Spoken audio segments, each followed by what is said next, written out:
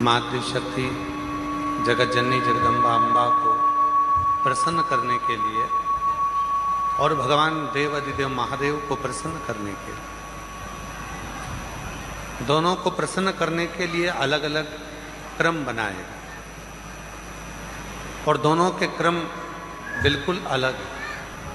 शक्ति को प्रसन्न करना है, माँ दुर्गा भवानी को प्रसन्न करना है तो अग्नि के माध्यम से माँ आद्य शक्ति दुर्गा भवानी प्रसन्न हो जाती है, अग्नि के माध्यम से। इसलिए जब अष्टमी की तिथि होती है, नवमी तिथि होती है, सप्तमी तिथि होती है, अष्टमी तिथि होती है, नवमी तिथि होती है, ये सारी जो तिथियां होती हैं, इन सारी तिथियों में हम माता रानी को थोड़ी अग्नि जलाकर धूप छोड़ते हैं। देवी को प्रसन्न करने के लिए अग्नि की जरूरत पड़ती है और महादेव को प्रसन्न करने के लिए एक लोटे जल की जरूरत पड़ती है। अब मत छेड़िए, करबद्ध निवेदन है आप लोगों से, थोड़ा चल लेने दो। देवी को प्रसन्न करना है तो अग्नि की जरूरत पड़ेगी और मेरे महादेव को अगर प्रसन्न करना है तो एक लोटे जल की जरूरत है। अब कई लोग कहते हैं गुरुजी शिव और शक्ति दोनों को ही प्रसन्न करना है और तुरंत कोई ऐसी जगह बता दो जहां पर शिव और शक्ति एक साथ प्रकट होकर प्रसन्न होकर हम पर करुणा करना प्रारंभ कर दें, तो वो स्थान कौन सा हो सकता है? तो शिव महापुराण में उमा संहिता में एक स्थान ऐसा बताया, बेलपत्र का वृक्ष। उस बेलपत्र के वृक्ष के नीचे जब जल चढ़ाकर हम दीपक प्रज्वलित करते हैं, लंबी बत्ती का, कौन सी बत्ती का? वो रुई की जो लंबी बत्ती होती है, उसको घी में डुबोकर हम दीपक प्रकट करते हैं। उस समय पर शिव और शक्ति दोनों ही प्रसन्न होकर हमें वर प्रदान करना प्रारंभ करते हैं, दोनों। अब दीप किसके लिए लगाया तुमने? शक्ति के लिए। जल किसके लिए चढ़ाया आपने? देवाधिदेव महादेव, दोनों को प्रसन्न कर।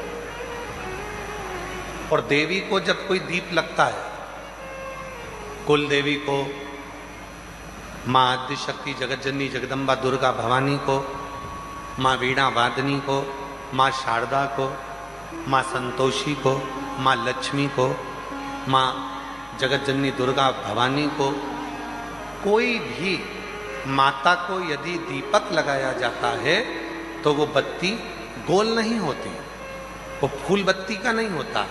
माँ आद्य शक्ति, माँ जगत जननी दुर्गा भवानी को, लक्ष्मी को, शारदा भवानी को, माँ वीणा वादनी को, माँ पार्वती को, भगवान माँ आद्य जगत जननी दुर्गा भवानी को अगर कोई दीप लगाया जाता है तो वो बत्ती हमेशा लंबी होती। लंबी बत्ती क्यों? गोल बत्ती क्यों नहीं? तो कहा जब हम माँ आद्य शक्ति जगत जननी को लंबी बत्ती का दीपक लगाते हैं तो हमारा वंश बढ़ता चले जाता है, वो वंश घटता नहीं, वो वंश नहीं घटता, बढ़ता।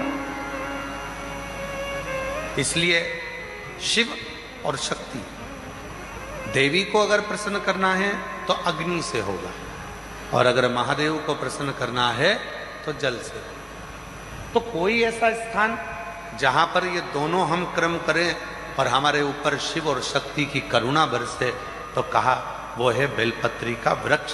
पहले जल समर्पित करो, उसके बाद लंबी बत्ती का अगर एक दीपक भी हमने महीने भर में एक बार भी लगा दिया तो याद रखना शिव और शक्ति हमारे जीवन में इतनी तरक्की देना प्रारंभ करते हैं कि हमारे सारे मार्ग सुलभ होते चले। एक और मैंने तेरे ही भरोसे बाबा तेरे ही भरोसे हवा बिच उड़ती जावागी बाबा बोल हको छठी नाम कटी जावागी भोले मैं तेरी पतन शंभू मैं तेरी पतन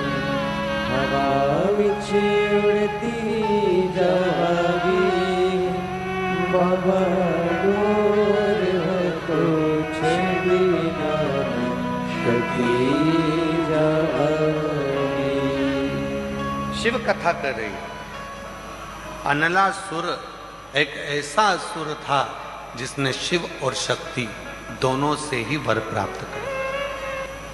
दोनों से वर मिल रहे, शिव से भी वर प्राप्त हो रहे हैं और शक्ति से भी वर प्राप्त हो रहे हैं। जब दोनों से ही वर प्राप्त हो गए, फिर अनलासुर ने विचार कर लिया कि अब तो मैं प्रबल हो गया, और उस प्रबलता में वो गलत कार्य करने लगा, श्रेष्ठ कार्य से वंचित हो गए। और शिव कथा क्या कहती है? पद मिले, प्रतिष्ठा मिले, धन मिले, वैभव मिले, सत्ता मिले, कुर्सी मिले, तो प्रयास करना उसका सदुपयोग करना, दुरुपयोग नहीं। सदुपयोग कर, मां का स्मरण शिव के सामने करे, और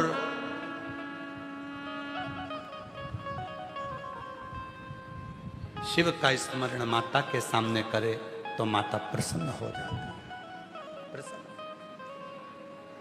कल कथा में कहा था, स्मरण में होगा आप लोगों के, देवी को प्रसन्न करने के लिए अग्नि की जरूरत पड़ती है और शिव को प्रसन्न करने के लिए जल की जरूरत पड़ती है। कल की कथा में कहा था। जितने देवी के उपासक हैं या अष्टमी नवमी पूजने वाले हैं, वो कंडा जलाकर, गोबरी जलाकर, गाय का गोबर सूख जाता है उसको जलाकर उसमें धूप छोड़ते हैं। मालपुआ या पूड़ी या खोट या सब्जी जो भी बनता है उसको छोड़ते हैं। अष्टमी नवमी पर पूजन करते हैं, धूप देते हैं, अग्नि में छोड़ते हैं। क्यों छोड़ते हैं? क्योंकि देवी अग्नि से प्रसन्न होती है और शिव जल से प्रसन्न होता है। जल से, देवी अग्नि से और शिव जल से प्रसन्न। उसकी प्रसन्नता हमें सुख देती है। सुख केवल 4 नवरात्रे होते हैं, 2 गुप्त होते हैं, एक चैत्र का होता है, एक शरदी होता है। केवल 4 नवरात्रे ऐसे होते हैं जिन नवरात्रे में शिव जी के मंदिर में अगर दीपक भी लगाया जाता है तो लंबी बत्ती का लगाया जाता है। बाकी के समय में शिव के मंदिर में गोल बत्ती का दीपक लगता। क्यों? कहते हैं 64 योगनियां। आपको पहले भी कहा था, आज फिर अच्छे से समझ लीजिए। ये शिवलिंग है, ये जलाधारी है, ये पानी बहता है, बीच में अशोक सुंदरी है, राइट में गणेश जी हैं, लेफ्ट में कार्तिकेय हैं। शिवलिंग के ऊपर जो जल टपकता रहता है वो शिव जी की 5 लड़कियां, जया, विषहरा, शामलीबारी, दौतली, देव है। ये पीठिका पार्वती जी का हस्त कमल, ये पीठिका पार्वती जी का हस्त कमल।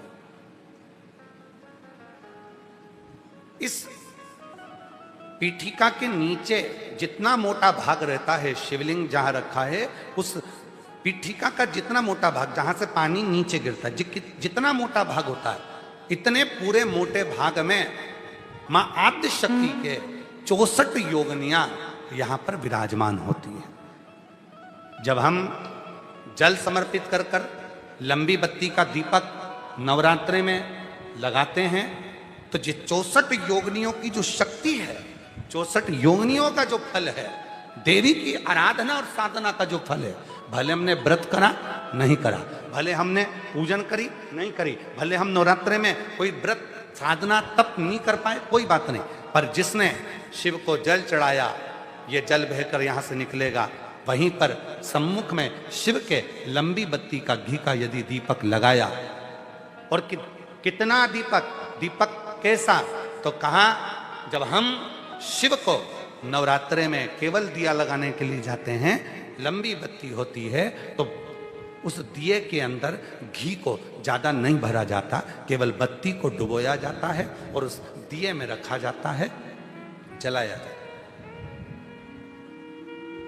शिव और वो 64 योगिनियां जो यहां विराज रही हैं, यहां शिवलिंग, मां आदिशक्ति दुर्गा भवानी, गणेश जी, कार्तिकेय, अशोक सुंदरी, शिव जी की 5 लड़कियां और ये 64 योगिनियां, और 64 योगिनियों के बाद में ये जल बहकर जाता है जितनी दूर तक, यहाँ 33 कोटि देवताओं का स्थान होता है। इसलिए हम जब लंबी बत्ती का दीपक लगाते हैं जल चढ़ाकर नवरात्रे में, तो शिव की आद्य शक्तियां हमको सुख प्रदान करना प्रारंभ कर देती हैं और हमारे भंडार में कोई कमी नहीं, वो भंडार की कमी को दूर।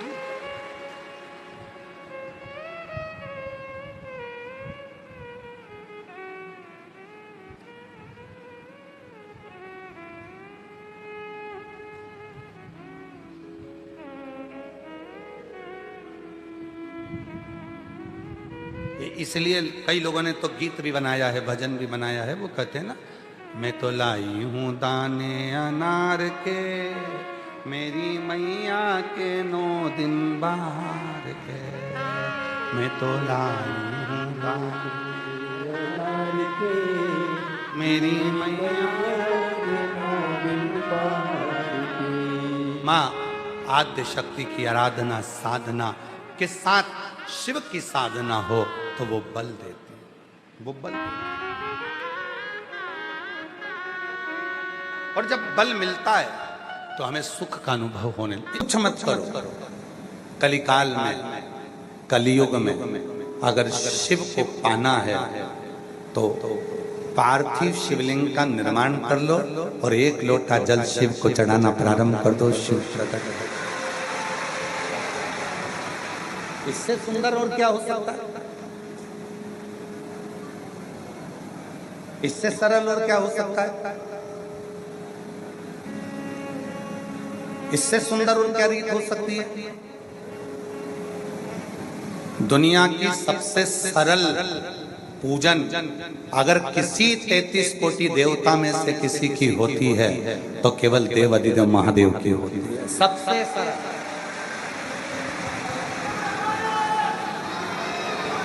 उससे सरल कुछ नहीं है। अगर भगवान लड्डू गोपाल जी आपके यहाँ विराजमान है, भगवान राम जी आपके यहाँ विराजमान है, भगवान कृष्ण आपके यहाँ विराजमान है, माँ जगत जननी दुर्गा भवानी आपके यहाँ विराजमान है, दत्त भगवान आपके यहाँ विराजमान है, 33 कोटि देवता आपके यहाँ विराजमान है, तो उनको वस्त्र भी पहनाना पड़ेगा, उनको रोज भोजन भी कराना पड़ेगा, उनको रोज मिश्री का भोग भी लगाना पड़ेगा, उनको रोज प्रतिदिन श्रृंगार भी करना पड़ेगा, उनको रोज फूल माला से श्रृंगारित भी करना पड़ेगा। पर केवल एक 33 कोटि देवता में देव अधिदेव ऐसे हैं जिनको घर में लाकर आपने शिवलिंग के रूप में विराजमान कर दिया। अगर 2-4 महीने में भी अगर आपने एक बार जल चढ़ा दिया तो भी शंकर भगवान करुणा की बरसात करते ही रहे। बेटा भूल सकता है बाप को, बच्चे भूल सकते हैं अपनी माँ को, बच्चे भूल सकते हैं अपने पिता को, पर पिता और माँ अपनी औलाद को कभी नहीं भूलते, चाहे बेटा और बेटी कैसे। वो पिता है, जगत का बाप है, वो भूलता नहीं, करुणा करता है, कृपा करता है और कृपा की बरसात करता है। कृपा की न होती जो तुम्हारी तो सोनी ही रहती अदालत तुम्हारी। गरीबों के दिल में जो जगह तुम ना पाते तो किस दिल में होगी इबादत तुम्हारी। कृपा की न होगी जो आदत तुम्हारी तो सोनी ही रहे आधार। अगर वो कृपा नहीं करता तो ये कथा तो ऑनलाइन चल रही है। ऑनलाइन का मतलब होता है टीवी के सामने बैठकर सुनो, फेसबुक यूट्यूब पर सुनो, मोबाइल पर सुनो, घर पर सुनो। अगर वो कृपा ना करता तो तुम ऑनलाइन में भी ऑफलाइन आते क्या? आए हो, पहुंच गए हो तो तेरे मंदिर में आना मेरा काम है और मेरी बिगड़ी बनाना तेरा काम। आ गए हो तो उसने कृपा की। वो देता नहीं तो तुम आते नहीं, और आज फिर आए हो, फिर देगा और फिर आओ।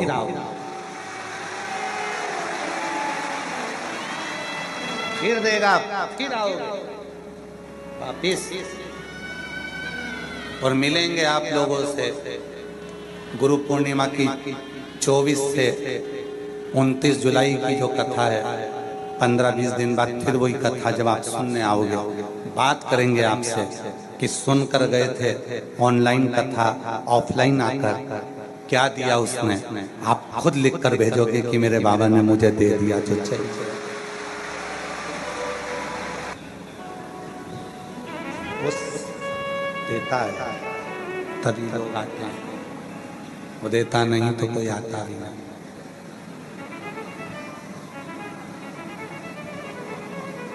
बस पार्वती जी को तुमरुका जी ने जो कहा, पार्वती जी को तुमरुका जी ने जो समझाया, पार्वती जी को जो तुमरुका जी ने कहा कि आपने तप कर लिया, साधना कर ली, उपासना कर कर देख लिया, सब कुछ कर कर देख लिया, अब शिवलिंग बनाकर देखिए, पार्थिव शिवलिंग का पूजन कर देखिए।